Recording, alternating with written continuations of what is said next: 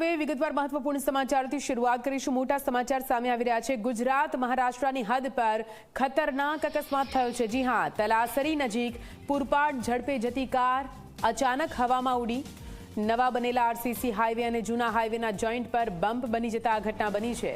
National highway પર પૂર ઝડપે પસાર થતી કાર કઈ રીતે હવામાં ઉડી છે, કેમેરામાં દ્રશ્યો કેદ થયા છે। આપ જુઓ, આ દ્રશ્યોમાં આપ જુઓ, સદનસીબે કારમાં સવાર લોકોનો આબાદ બચાવ થયો છે।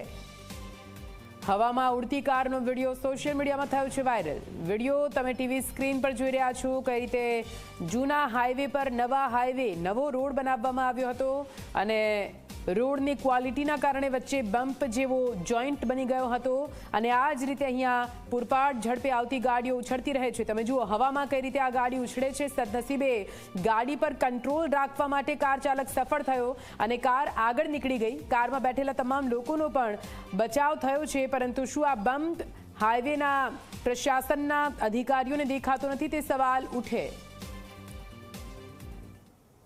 વધુ માહિતી સાથે સંવાદદાતા નિલેશ જોડાઈ ગયા છે ફોન લાઈન પર।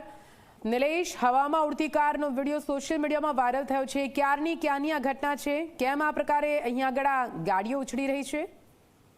જી ચોક્કસથી નિધિ જણાવી દઉં કે ગુજરાત અને મહારાષ્ટ્ર બોર્ડર પર આવેલ જે આ હાઈવે પર જે સિમેન્ટ કોન્ક્રીટના રોડનું કામ ચાલુ હતું, એ જે કામ જે છે અધૂરું રાખીને કોન્ટ્રાક્ટરે રાખી દીધું હતું, જેને લઈને જે અહીંથી જે પાસ થતી જે કારો જે છે એ કારો હવામાં ઉછળતા દ્રશ્યો સામે આવ્યા છે।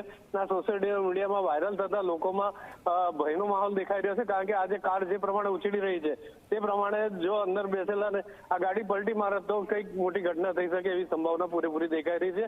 ત્યારે જે રોડ ઓથોરિટી વાળા જે છે એ તાત્કાલિક ધોરણે આ જે રોડને જે મરામત કરે અને એક સરખો કરે એ ખૂબ જરૂરી છે।